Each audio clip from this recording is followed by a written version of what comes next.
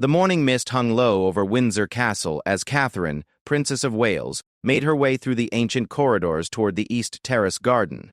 Her footsteps echoed softly against the stone floors, a sound that had become as familiar to the castle staff as the chiming of the chapel bells.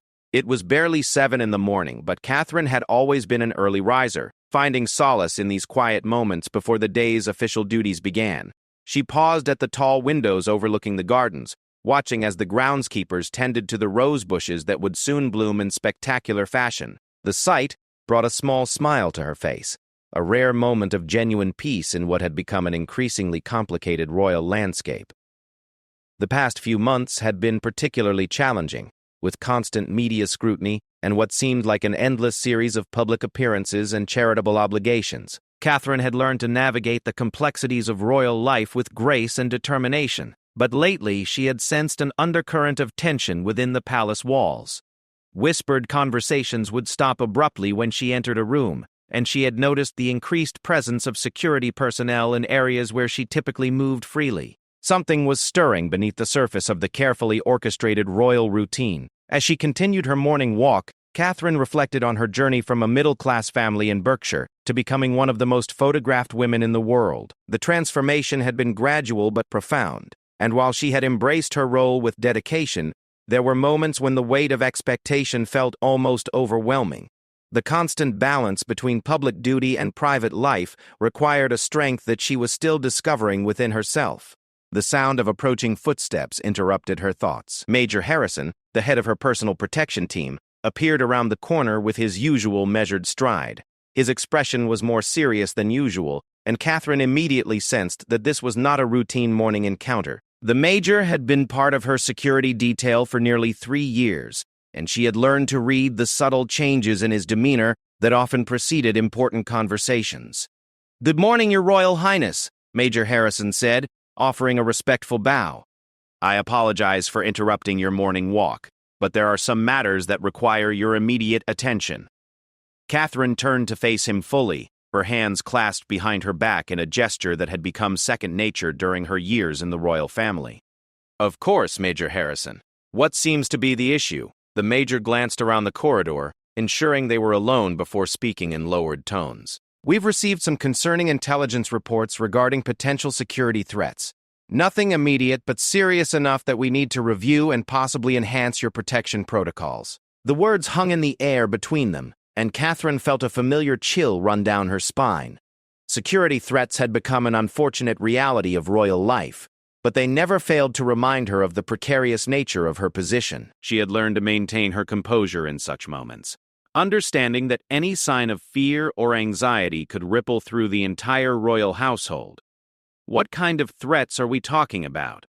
she asked, her voice steady despite the concern that was beginning to form in her chest. Major Harrison hesitated for a moment before responding. "There have been several incidents involving individuals attempting to breach palace security, and our intelligence sources have identified some concerning online activity. Additionally, there have been reports of suspicious behavior during your recent public appearances. We believe it may be connected to some of the recent tensions within the royal family." Catherine understood immediately what he was referring to. The past year had seen its share of family controversies and public disagreements that had been thoroughly dissected by the media. Every statement, every public appearance, every gesture was analyzed and interpreted through various lenses, often creating narratives that bore little resemblance to reality. However, she had not realized that these public relations challenges might be escalating into genuine security concerns. "I see," she said quietly. "And what measures are you recommending?" "For the immediate future, we're suggesting an increased security presence during all public appearances, additional background checks for anyone with access to your schedule, and perhaps most importantly, we need to discuss the possibility of restricting access to certain family members during official events." The last point hit Catherine like a physical blow. The idea that family tensions had reached a level where security protocols needed to be implemented between relatives was deeply troubling. She had always believed that despite their disagreements and different approaches to royal duties, the family would ultimately stand together when faced with external challenges. "Restricted access to family members?" she repeated, wanting to ensure she had understood correctly. Major Harrison nodded gravely. I'm afraid so, Your Royal Highness. Some of the threats we've identified seem to be motivated by the recent family dynamics, and there's concern that certain situations might inadvertently escalate tensions during public events. Catherine walked to the window again, looking out at the peaceful gardens while processing this information. The irony was not lost on her that she was discussing family security measures while standing in a castle that had housed the royal family for nearly 1,000 years. Countless generations had faced their own challenges and threats, yet the family had endured and continued to serve the British people. "Have you discussed these recommendations with His Majesty?" she asked. "We briefed the king yesterday evening, and he has approved the enhanced security measures. However, he wanted us to discuss the family access protocols with you directly, as they will primarily affect your day-to-day activities." Catherine appreciated the king's consideration in allowing her input on decisions that would significantly impact her life. Since his accession to the throne, he had shown a remarkable balance of decisive leadership and inclusive decision-making, particularly when it came to matters affecting the younger members of the royal family. "I understand the security concerns, but I hope we can implement these measures in a way that doesn't completely disrupt the family dynamic," she said. "Despite our challenges, I believe it's important that we continue to present a united front to the public."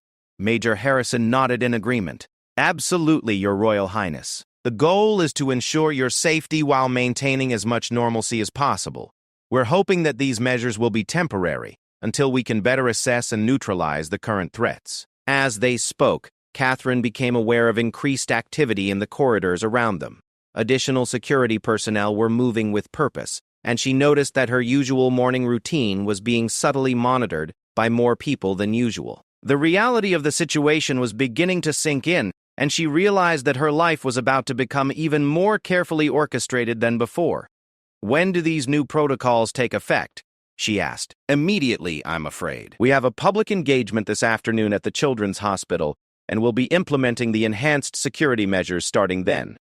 You'll notice additional personnel, and we may need to modify some of the planned interactions with the public." Catherine felt a pang of disappointment at this news. Her visits to the Children's Hospital were among her most meaningful royal duties, and she had always prided herself on being able to connect genuinely with the young patients and their families. The idea that security concerns might create barriers between her and the people she was there to serve was particularly troubling.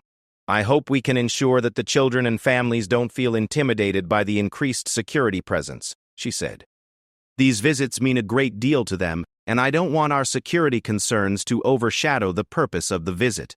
We'll do everything possible to maintain the warm atmosphere that characterizes your hospital visits," Major Harrison assured her. "Our team is experienced in providing enhanced security while remaining as unobtrusive as possible." As they concluded their conversation, Catherine found herself thinking about the broader implications of these security measures. The royal family had always lived with a certain level of threat and security concern, but the current situation seemed to represent a new level of complexity. The intersection of family tensions, public scrutiny, and genuine security threats created a challenging environment that required careful navigation. Walking back toward her private apartments, Catherine reflected on the conversation she would need to have with William later that evening. As her husband and the heir to the throne, he would need to be fully informed about the security concerns and the measures being taken to address them. She also knew that these developments would likely affect their children's activities and security arrangements, a thought that brought additional worry.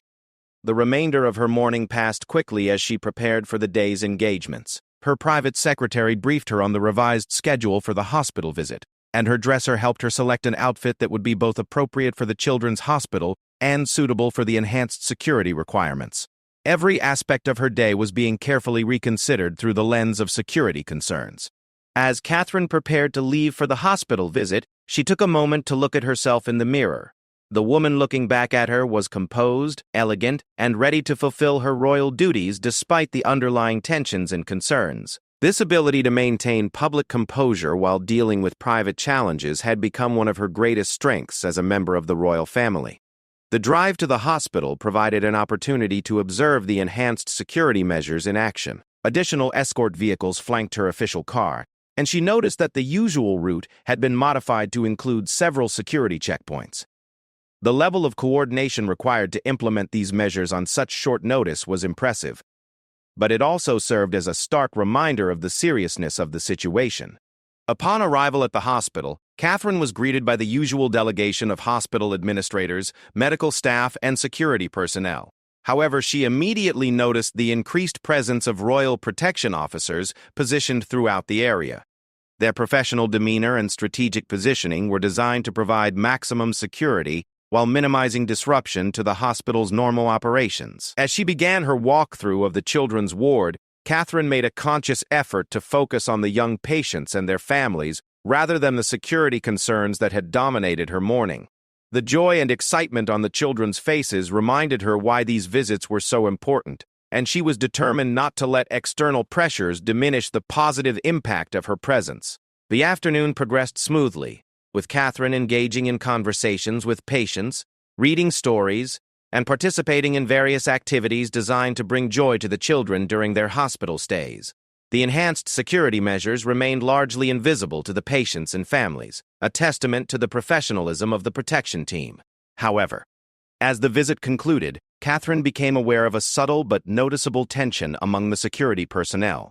Quick glances were exchanged, and she observed Major Harrison speaking urgently into his communication device. Something had clearly developed during the course of the visit, and she suspected that the security concerns they had discussed that morning were about to become more immediate and pressing than anyone had anticipated. The return journey to the palace was conducted with even greater security measures than the outbound trip, and Catherine realized that whatever had transpired during her hospital visit had elevated the threat levels significantly. As they approached Windsor Castle, she steeled herself for what she suspected would be a very serious conversation with the security team and likely with other senior members of the royal family as well. The emergency security briefing was convened in the Oak Room within an hour of Catherine's return from the hospital. As she entered the stately chamber, she found herself face to face with a gathering that spoke to the gravity of the situation. King Charles sat at the head of the polished mahogany table, his expression grave but controlled. Prince William occupied the chair to his father's right, while various security officials and palace advisors filled the remaining seats around the table.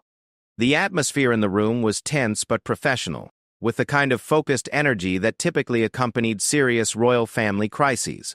Catherine had attended enough such meetings over the years to recognize the signs that something significant had developed since her morning conversation with Major Harrison.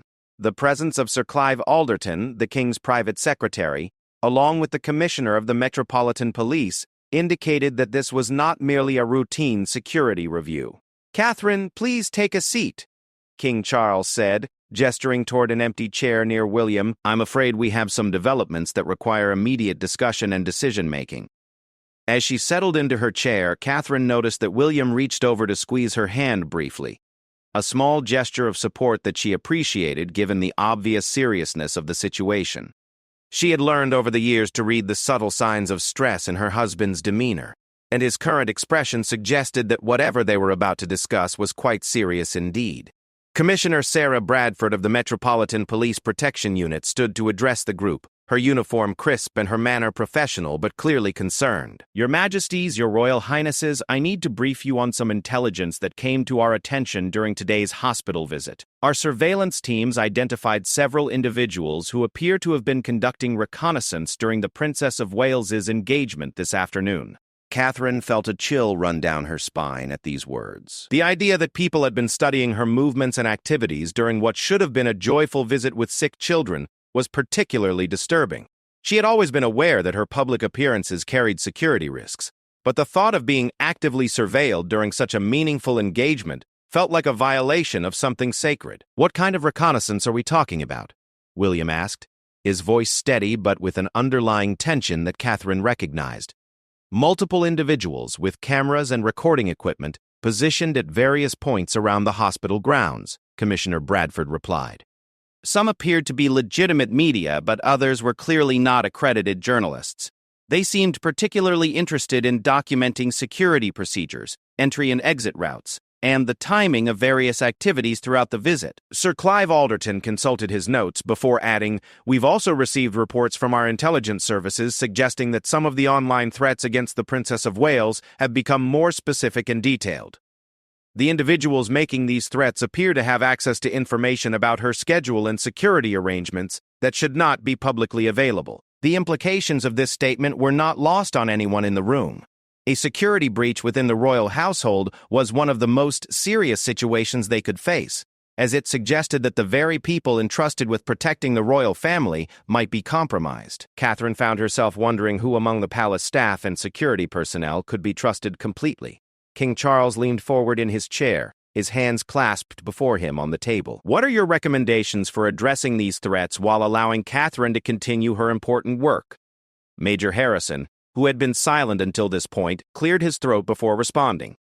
Sir, we believe the safest course of action would be to implement what we're calling Protocol 7. This would involve a significant increase in security personnel for all public engagements, complete restriction of media access during royal visits, and the formation of what we're terming a human shield protocol for high-risk situations.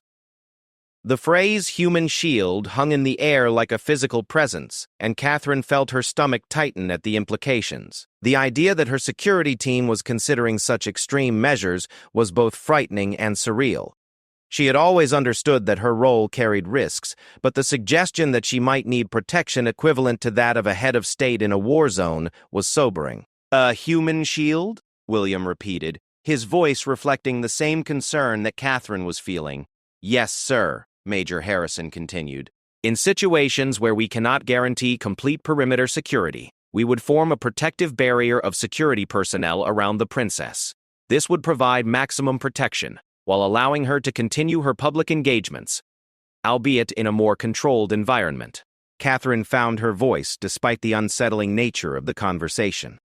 I appreciate the concern for my safety, but I'm worried about how such measures might affect my ability to connect with the people I'm meant to serve. My hospital visits, charity work, and public engagements are meaningful precisely because they allow for genuine human connection. If I'm surrounded by a wall of security personnel, won't that defeat the purpose? Her question sparked a moment of thoughtful silence around the table. Everyone present understood the delicate balance between security and accessibility that defined modern royal life. Too much security could create a barrier between the royal family and the public they served, while too little could result in genuine danger. Sir Clive Alderton nodded in acknowledgement of her concerns. Your Royal Highness raises an excellent point. However, the current threat level suggests that we may need to temporarily prioritize safety over accessibility. The hope would be that these measures are short-term, while we identify and neutralize the sources of these threats. As the discussion continued, Catherine became aware of subtle dynamics playing out around the table that seemed to extend beyond the immediate security concerns. She noticed glances exchanged between certain officials, and there appeared to be an undercurrent of tension that had not been explicitly addressed. Something about this situation went deeper than straightforward security threats. Is there something else we should know about these threats? She asked directly, trusting her instincts about the hidden complexities of the situation. Commissioner Bradford and Sir Clive Alderton exchanged a look before the commissioner spoke. There is one additional factor that we believe may be relevant to the current situation. Some of the threats appear to be motivated by recent family tensions that have been reported in the media. The individuals making these threats seem to be taking sides in what they perceive as conflicts within the royal family. Catherine felt a wave of dismay wash over her. The idea that family disagreements, which were normal in any family, could be weaponized by individuals seeking to harm members of the royal family was deeply troubling. It suggested that even private family matters had public security implications, a reality that made the already complex nature of royal life even more challenging. King Charles spoke with measured gravity. This is precisely why we must handle family matters with extreme care and discretion. Every disagreement, every perceived slight, every difference of opinion becomes fodder for those who wish to cause harm or disruption. William leaned back in his chair, running his hand through his hair in a gesture Catherine recognized as a sign of significant stress. So we're essentially being held hostage by people who want to exploit our family relationships for their own purposes? In a sense, yes, Commissioner Bradford replied. This is why the Human Shield Protocol becomes particularly relevant. It would allow the princess to continue her public duties while providing maximum protection against individuals who might try to use public events as opportunities to act on their threats. The conversation continued for another hour, with various officials presenting different aspects of the security assessment and proposed countermeasures. Catherine listened carefully to each presentation, but her mind kept returning to the fundamental question of how to balance her role as a public servant with the need for personal safety and family protection. As the meeting concluded, specific protocols were established for her upcoming engagements. The human shield formation would be tested during a small private visit to a local charity the following week, with a full implementation plan for her next major public appearance. Additional security screening would be implemented for all staff with access to her schedule, and new procedures would govern how information about her activities was distributed and stored. Walking back to their private apartments with William, Catherine found herself grappling with the implications of everything they had just discussed. The weight of constant surveillance, the need for extreme security measures, and the knowledge that family tensions were being exploited by dangerous individuals created a burden that felt almost overwhelming. "How did we get to this point?" she asked William as they entered their sitting room. William poured himself a glass of whiskey and offered one to Catherine, who declined with a shake of her head. "I think it's been building for a while," he said thoughtfully. "The media attention, the family tensions, the way every aspect of our lives gets dissected and interpreted. It was probably inevitable that some people would take things too far." Catherine settled into her favorite armchair, pulling her legs up beneath her in a gesture that would have been impossible during any public appearance, but provided comfort in the privacy of their home. "I just worry about what this means for our children, for our ability to do meaningful work, for the future of the monarchy itself." The weight of these concerns settled over them both as they contemplated the new reality of their lives.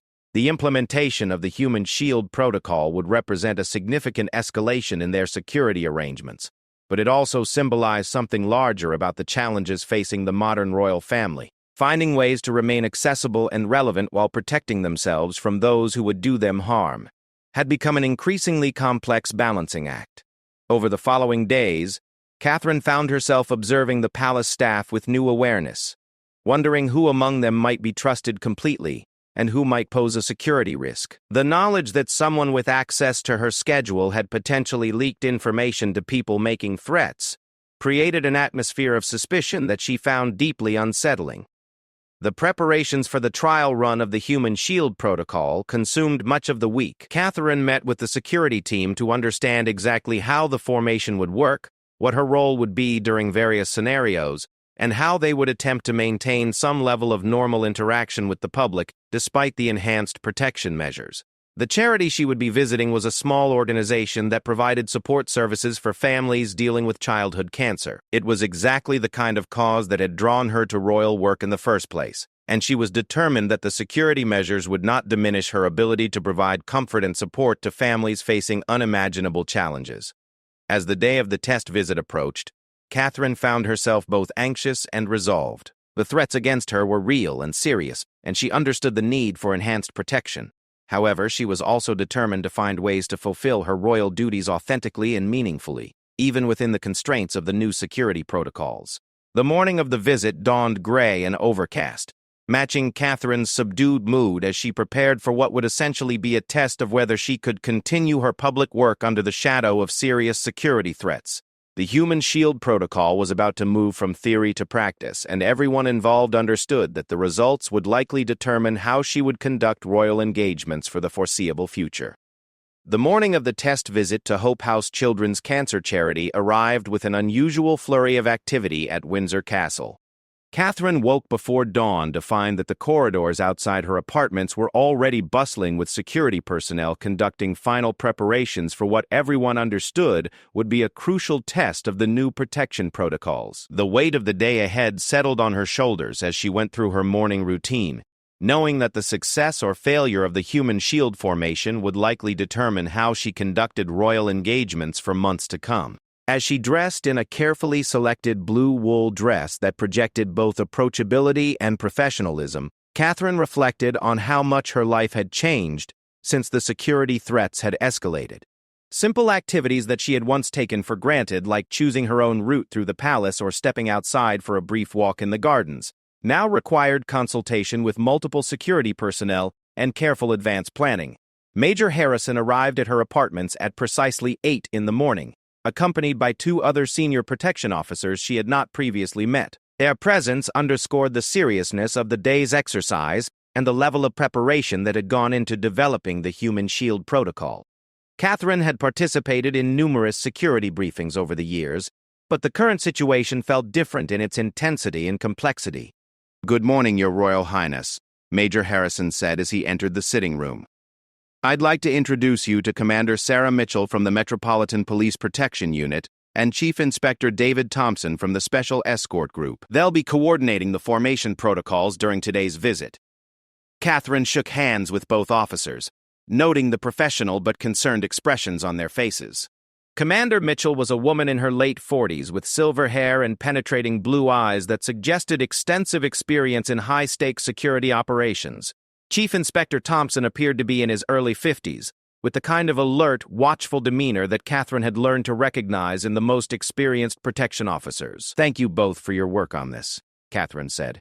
"I know these are unusual circumstances, and I appreciate the effort that's gone into developing these protocols." Commander Mitchell stepped forward with a folder containing detailed diagrams and photographs. "Your Royal Highness, I'd like to walk you through exactly how the human shield formation will work during today's visit. We've studied the layout of Hope House extensively, and we've identified several potential risk scenarios that we'll be prepared to address." The next 30 minutes were spent reviewing intricate security plans that transformed what should have been a simple charity visit into something resembling a military operation.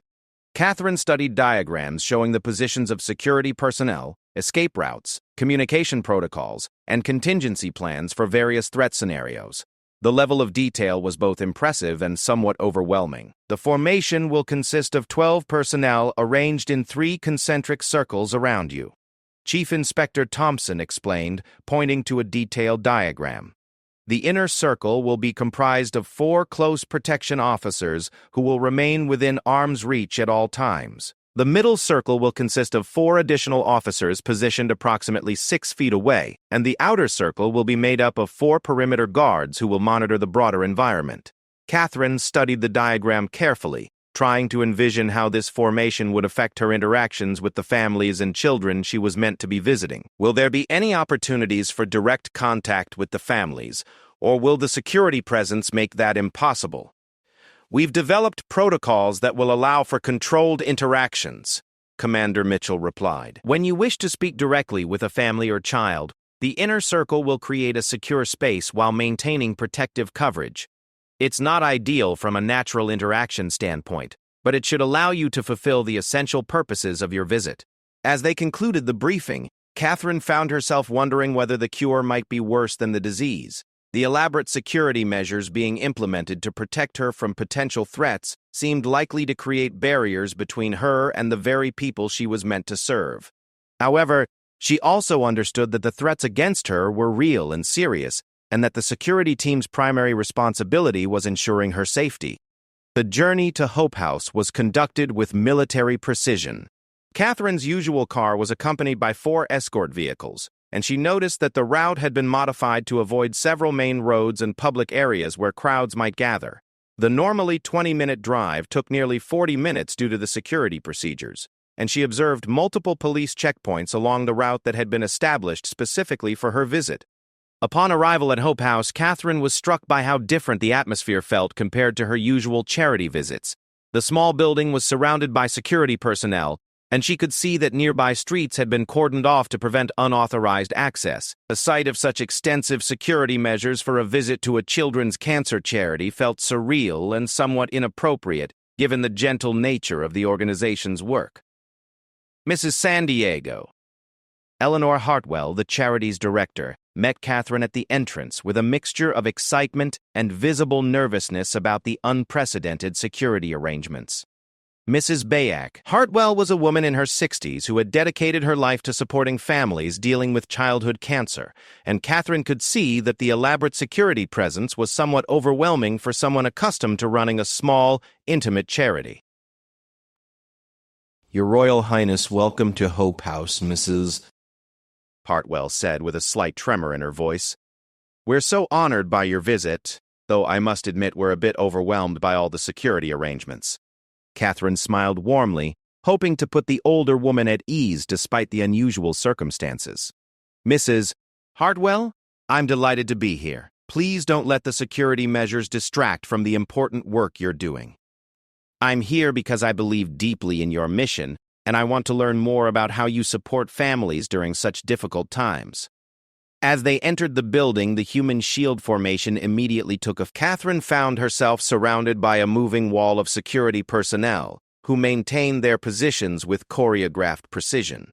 The inner circle of 4 officers stayed within arm's reach, creating a protective bubble that moved with her as she walked through the charity's small reception area. The first test of the protocol came when they encountered the Johnson family, whose 8-year-old daughter Emma was currently undergoing treatment for leukemia. Emma was a bright, energetic child despite her illness, and Catherine had been looking forward to meeting her based on the briefing materials she had reviewed. However, the presence of 12 security officers around a single family created an atmosphere that was more intimidating than welcoming. "Hello, Emma," Catherine said, crouching down to the child's eye level while the inner circle adjusted their positions to accommodate her movement. "I've heard wonderful things about your artwork. Would you like to show me some of your drawings?" Emma looked up at Catherine with wide eyes, but her gaze kept darting to the security officers surrounding them. The child's mother, Mrs. Johnson, appeared equally overwhelmed by the security presence, and Catherine could see that the natural, warm interaction she had hoped for was being severely compromised by the protective measures. "It's okay, Emma," Catherine said gently, sensing the child's nervousness. "These are just some friends of mine who like to travel with me. Would you like to show me that picture you drew of your family?" Slowly, Emma began to relax and started showing Catherine her artwork. However, the interaction felt forced and unnatural, with both the child and her mother clearly distracted by the unprecedented security presence. Catherine found herself struggling to create the kind of genuine connection that had always been the hallmark of her charity work. As they moved through the charity's various rooms, the human shield formation proved to be both effective from a security standpoint and problematic from an interaction perspective. The security officers executed their movements flawlessly, maintaining protective coverage while allowing Catherine to visit with families and observe the charity's programs. However, the atmosphere remained tense and artificial, with everyone involved clearly uncomfortable with the level of security intervention.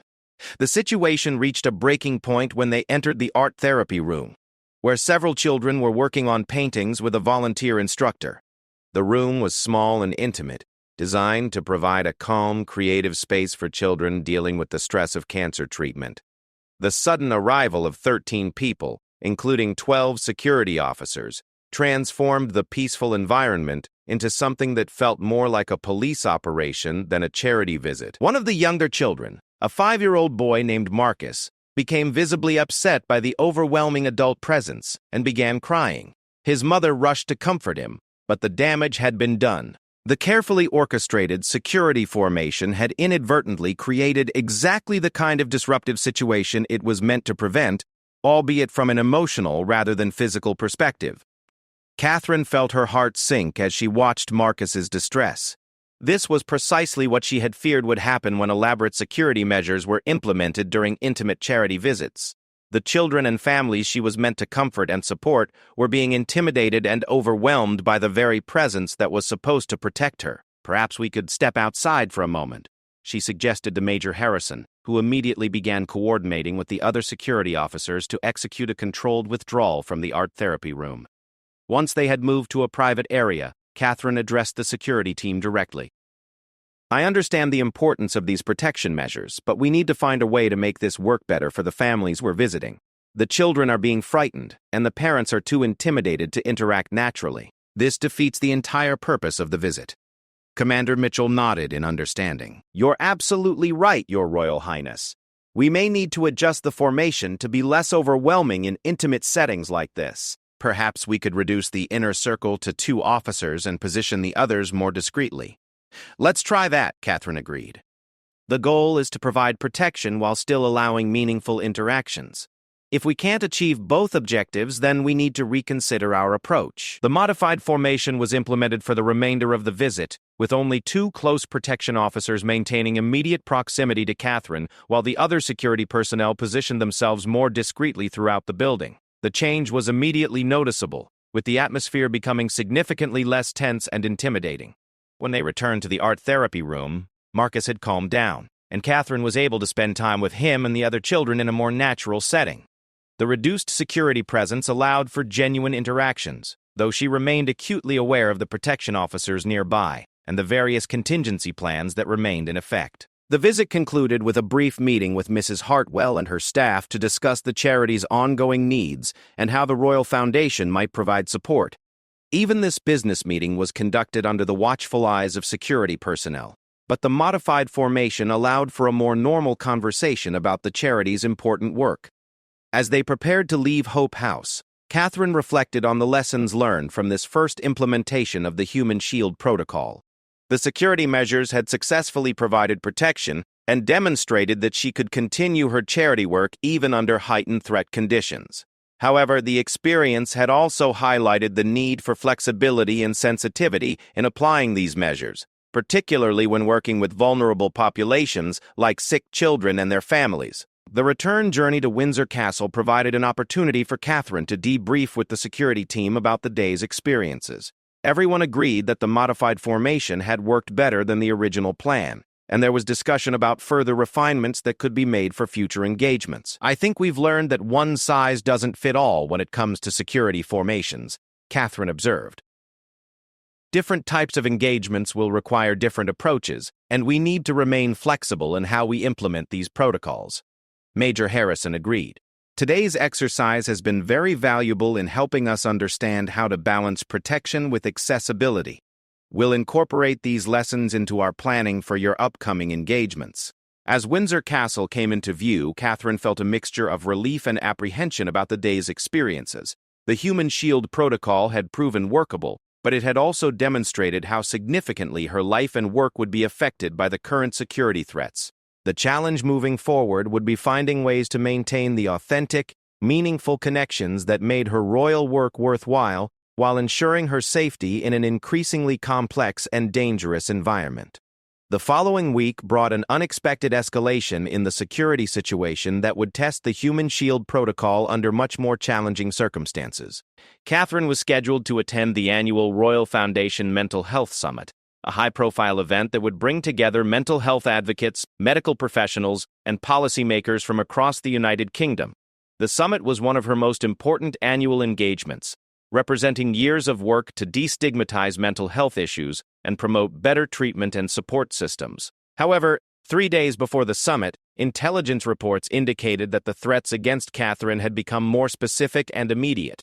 During an emergency security briefing, Commissioner Bradford informed the royal family that intercepted communications suggested that individuals planned to use the summit as an opportunity to carry out their threats. The public nature of the event, with its large crowd and media presence, presented exactly the kind of scenario that the security team had been most concerned about.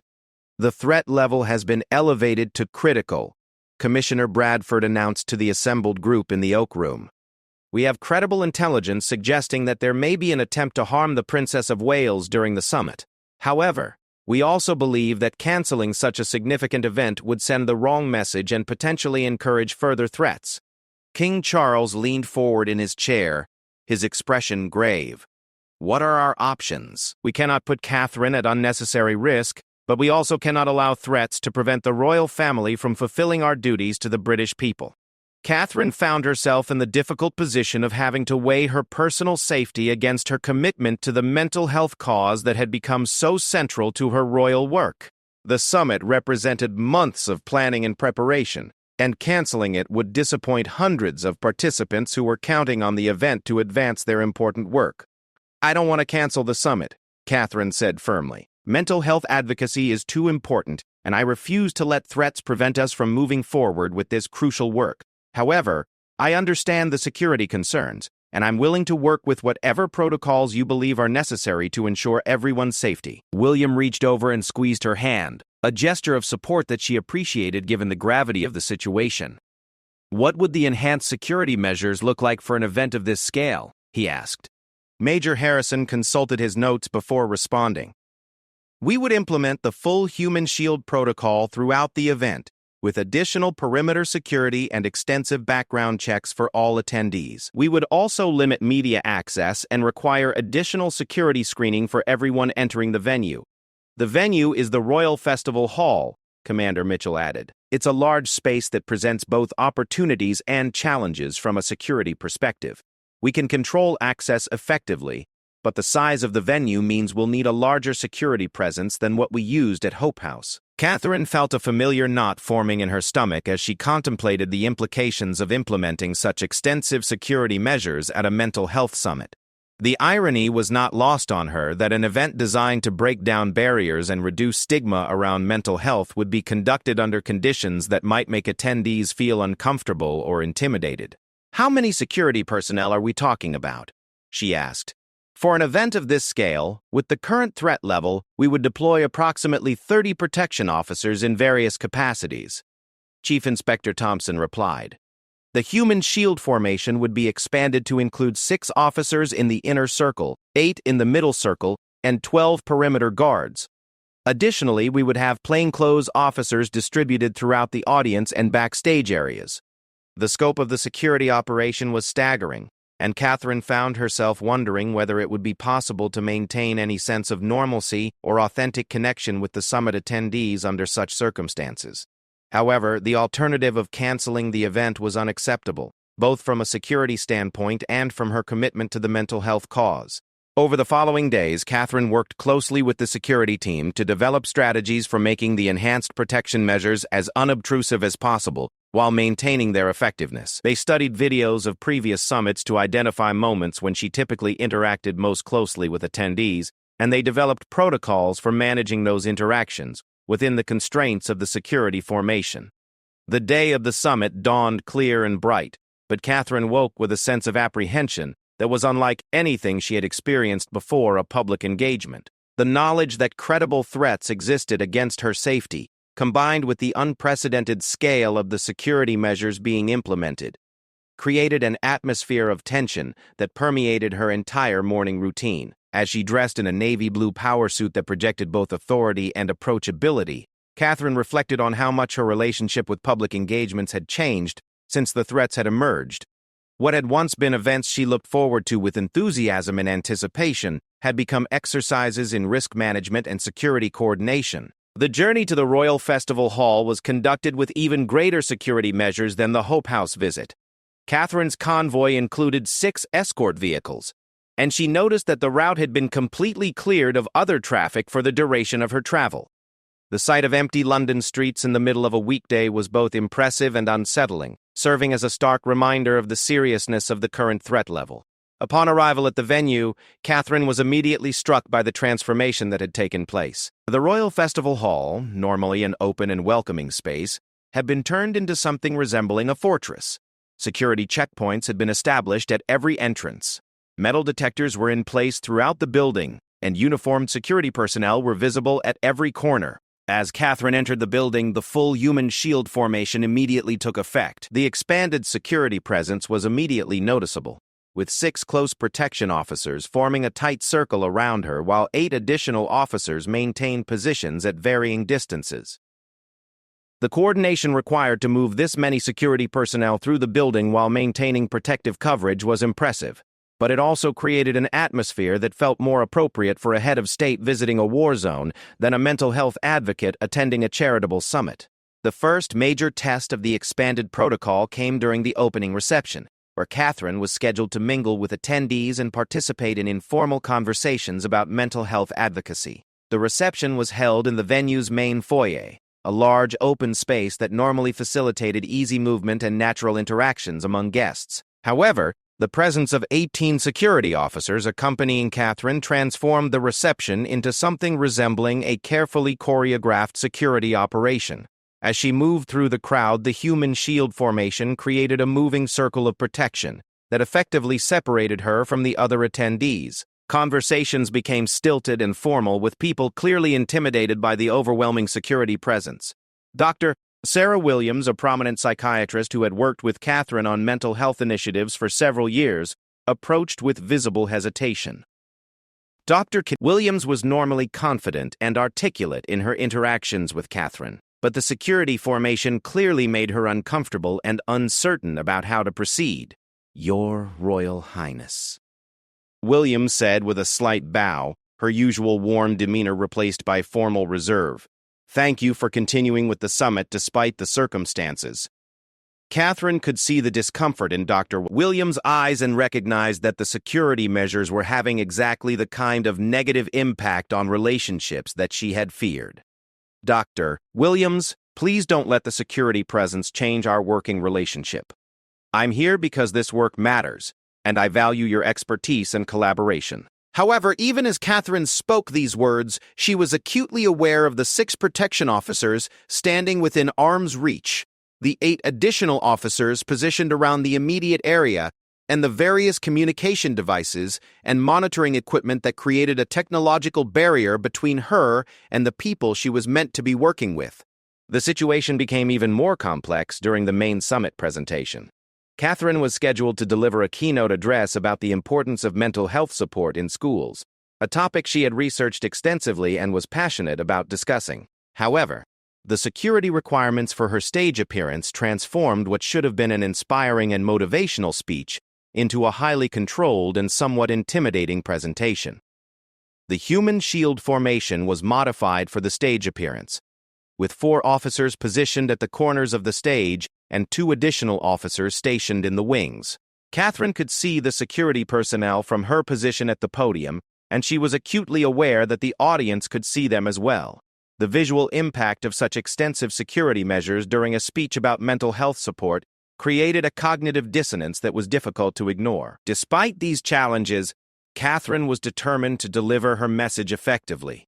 She began her speech by acknowledging the unusual circumstances, while emphasizing her commitment to the mental health cause. I want to begin by thanking you all for being here today, she said, looking out at the audience of several hundred mental health professionals and advocates.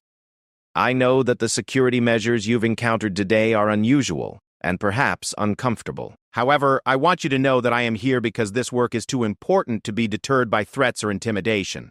Her words seemed to resonate with the audience, and Catherine could see people beginning to relax and focus on her message rather than the security presence. As she continued with her prepared remarks about the need for better mental health support in schools, she found herself settling into the familiar rhythm of public speaking that had become second nature over her years in royal life. However, the situation took a dramatic turn midway through her presentation when one of the perimeter security officers received an urgent communication through his earpiece. Catherine noticed the officer's sudden alertness and saw him speaking quietly but urgently into his communication device. Within seconds, the entire security formation had shifted into high alert mode. Major Harrison appeared at the side of the stage and made subtle hand signals that Catherine recognized as a directive to conclude her presentation immediately and prepare for emergency evacuation procedures. The change in the security team's demeanor was noticeable to the audience as well, and Catherine could see people beginning to look around nervously, sensing that something significant was happening. Ladies and gentlemen, Catherine said, maintaining her composure despite the obvious urgency of the situation developing around her. I want to thank you for your attention and your dedication to improving mental health support in our communities. The work you do matters deeply, and I look forward to continuing our collaboration in the months ahead. As she concluded her remarks and stepped away from the podium, the human shield formation immediately closed ranks around her. The 6 inner circle officers formed a tight protective barrier while the perimeter guards began coordinating what was clearly an emergency evacuation procedure. Catherine could see the audience rising to their feet, some applauding her presentation, while others looked concerned about the sudden change in atmosphere. The evacuation from the stage was conducted with remarkable efficiency and coordination. Catherine found herself in the center of a moving, protective formation that guided her through backstage corridors toward a secure exit that had been prepared for exactly this type of emergency situation. The security officers maintained their positions and communication protocols while moving at a pace that was urgent but not panic-inducing. As they reached the secure area, Catherine could hear the sound of additional security personnel arriving and coordinating with the existing team. Whatever threat had been identified was clearly being taken seriously, and the response demonstrated the level of preparation and professionalism that had gone into developing the enhanced security protocols. "What's happening?" Catherine asked Major Harrison as they reached the secure holding area. "We've received reports of suspicious individuals in the vicinity of the venue," he replied. "It may be nothing, but given the current threat level, we're implementing full emergency protocols until we can assess the situation completely." Catherine found herself reflecting on how surreal her life had become. She was sitting in a secure holding area at a mental health summit, surrounded by armed protection officers, waiting to learn whether threats against her were imminent and real. The contrast between the important work she had been discussing in her speech and the dangerous reality of her current situation was stark and sobering. The secure holding area at the Royal Festival Hall became a nerve center of activity as security personnel worked to assess and neutralize the threat that had interrupted Catherine's keynote address. Major Harrison coordinated with multiple agencies through secure communication channels, while Catherine waited in a windowless room that had been designated for exactly this type of emergency situation. The irony that she was discussing the need to reduce barriers in mental health care just moments before being forced behind the ultimate barrier of protective security was not lost on her. Commander Mitchell entered the room approximately 20 minutes after the evacuation had been initiated, her expression serious but more controlled than it had been during the initial emergency response. "Your Royal Highness, we've identified the source of the threat and are taking appropriate action. However, the situation has developed into something more complex than we initially anticipated." Catherine looked up from the chair where she had been waiting, steeling herself for whatever information was about to be shared. Over the past several weeks, she had learned to prepare for increasingly serious developments, and the tone of Commander Mitchell's voice suggested that this situation represented a significant escalation. "What have you found?" Catherine asked, keeping her voice steady despite the anxiety that was building in her chest. "We've arrested 3 individuals who were attempting to gain unauthorized access to the venue through a service entrance," Commander Mitchell replied. During questioning, they revealed information about a broader network of people who have been planning coordinated actions targeting you specifically. This goes beyond the isolated threats we were initially dealing with. The revelation that there was an organized network of people planning coordinated actions against her was deeply unsettling.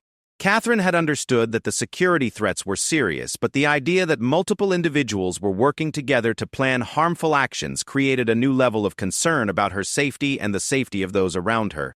"How extensive is this network?" she asked. "We're still investigating, but preliminary information suggests that it involves at least a dozen individuals across several locations. They appear to have been conducting surveillance on your activities for several months and have developed detailed plans for various scenarios." Major Harrison looked up from his communication devices to add, "The good news is that today's security measures worked exactly as intended. The human shield protocol prevented any opportunity for these individuals to carry out their plans, and our perimeter security detected their presence before they could get anywhere near the venue proper." Catherine felt a complex mixture of relief and continued apprehension at this information. The security measures had proven effective, but the knowledge that she had been under surveillance for months and that multiple people were actively planning to harm her created a new understanding of the threats she was facing. "What happens next?" she asked. "In the immediate term, we need to get you back to Windsor safely while continuing to investigate the full extent of this network," Commander Mitchell replied. "Longer term, we'll need to reassess your security protocols and likely implement some additional measures until we can be confident that this threat has been completely neutralized." The journey back to Windsor Castle was conducted under maximum security conditions, with Catherine's convoy accompanied by police escorts and additional protection vehicles. The route had been completely cleared of other traffic, and she could see uniformed officers positioned at regular intervals along the entire journey. The level of security response demonstrated just how seriously the authorities were taking the newly discovered threat network.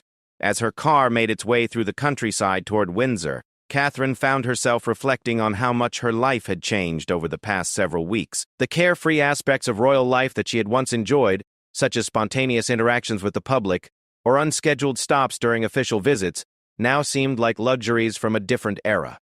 The reality of coordinated threats had introduced a level of complexity and constraint that would likely affect every aspect of her royal duties for the foreseeable future. Upon arrival at Windsor Castle, Catherine was immediately briefed by a larger security team that included representatives from multiple law enforcement agencies. The investigation into the threat network was expanding rapidly, and it was becoming clear that the situation was more serious and far-reaching than anyone had initially realized. Sir Clive Alderton was waiting in the Oak Room along with King Charles and Prince William, their expressions reflecting the gravity of the developments that had unfolded during the summit. Catherine could see that the news of a coordinated threat network had elevated concerns throughout the royal household, and she suspected that security measures for other family members would also be enhanced as a precautionary measure. "Catherine, thank goodness you're safe," King Charles said as she entered the room. "We've been receiving updates throughout the afternoon, and it's clear that today's security measures may have prevented a very serious situation." Catherine took her usual seat at the table, feeling emotionally and physically drained from the day's events. "I'm grateful for the protection, but I have to admit that I'm concerned about what this means for my ability to continue my royal work effectively." The security presence at the summit was so overwhelming that it interfered with the very connections and relationships that make the work meaningful. William nodded in understanding. "We've all been discussing that exact issue. The challenge is finding ways to keep you safe while still allowing you to fulfill your royal duties authentically." Sir Clive Alderton opened a folder containing preliminary reports from the day's investigation. "The authorities have shared some initial findings that I think are relevant to our planning. The threat network appears to be motivated primarily by family tensions that have been amplified and distorted by social media and certain media coverage. The individuals involved seem to believe they are taking sides in what they perceive as conflicts within the royal family." Catherine felt a wave of frustration and sadness at this information. The idea that normal family disagreements and differences of opinion could be weaponized by dangerous individuals highlighted the impossible position that modern royal families found themselves in. Every private conversation, every family tension, every difference of opinion had the potential to be exploited by people seeking to cause harm. "So our family relationships are essentially being held hostage by people who want to use our personal lives as justification for violence?" William asked, echoing Catherine's own thoughts. "In a sense, yes," Sir Clive replied. "This is why we need to be extremely careful about how family matters are handled and communicated going forward. Every public appearance, every statement, every gesture will be scrutinized and potentially misinterpreted by individuals who may be looking for reasons to escalate their threatening behavior." The conversation continued for several hours as various aspects of the security situation were analyzed and potential responses were discussed. The human shield protocol had proven effective in providing protection, but it was clear that additional measures would be needed to address the broader threat network that had been discovered. As the meeting concluded, specific protocols were established for Catherine's immediate future. All public engagements would be subject to enhanced security screening. The human shield formation would become standard for all appearances, and new procedures would be implemented for managing information about her schedule and activities. "I want to emphasize that these measures are intended to be temporary," King Charles said as the meeting drew to a close. "Our goal is to neutralize the current threats while maintaining your ability to serve the British people effectively. We will not allow criminals to prevent the royal family from fulfilling our duties." Over the following days, Catherine found herself adjusting to a new reality that included constant security awareness and careful coordination of even the most routine activities. Simple tasks like visiting the palace gardens or meeting with charitable organizations required extensive advance planning and security coordination. However, she also found herself drawing strength from the knowledge that the security measures were working, and that the dedicated professionals protecting her were highly skilled and committed to their duties. The human shield protocol, while initially intimidating and awkward, had proven effective in allowing her to continue her royal work while maintaining her safety. The investigation into the threat network continued to expand, with additional arrests being made and more information being gathered about the scope and nature of the coordinated planning that had been targeting her. Each new development reinforced the seriousness of the situation while also providing reassurance that the authorities were taking comprehensive action to address the threats. Catherine also began working with her communications team to develop strategies for addressing the public concerns and questions that had inevitably arisen from the dramatic security measures that had been visible during the mental health summit. It was important to provide appropriate reassurance to the British people, while not compromising ongoing security operations or encouraging additional threats. As the weeks passed, Catherine began to see signs that the enhanced security measures were becoming more refined and less intrusive. The security teams were learning to implement the human shield protocol in ways that provided maximum protection while minimizing the impact on her interactions with the public and her ability to fulfill her royal duties effectively. The Mental Health Summit, despite the dramatic interruption, had ultimately been successful in advancing important conversations about mental health support and advocacy. Catherine received numerous messages from attendees expressing their admiration for her commitment to continuing the event despite the security concerns, and several new initiatives emerged from the discussions that had taken place during the summit. Most importantly, Catherine found herself developing a new appreciation for the dedicated professionals who had committed their careers to protecting the royal family. The Human Shield Protocol, while initially seeming cold and impersonal, had proven to be a sophisticated and effective system operated by individuals who genuinely cared about her safety and her ability to serve the British people. The experience had also deepened her understanding of the complex challenges facing the modern monarchy, balancing accessibility with security, maintaining authentic connections while managing coordinated threats, and continuing meaningful royal work under unprecedented security constraints required constant adaptation and resilience. As Catherine looked toward the future, she felt confident that the royal family would find ways to adapt to these new challenges while maintaining their commitment to serving the British people. The Human Shield Protocol had become a symbol not of barriers and separation, but of the lengths to which dedicated professionals would go to ensure that threats and intimidation would not prevent the monarchy from fulfilling its essential role in British society. The network of individuals who had planned to harm her had underestimated both the effectiveness of royal protection services and the determination of the royal family to continue their duties despite threats and intimidation. In the end, their coordinated planning had served only to demonstrate the strength and resilience of the institutions they had sought to disrupt, and Catherine emerged from the experience with a renewed sense of purpose and commitment to her royal calling.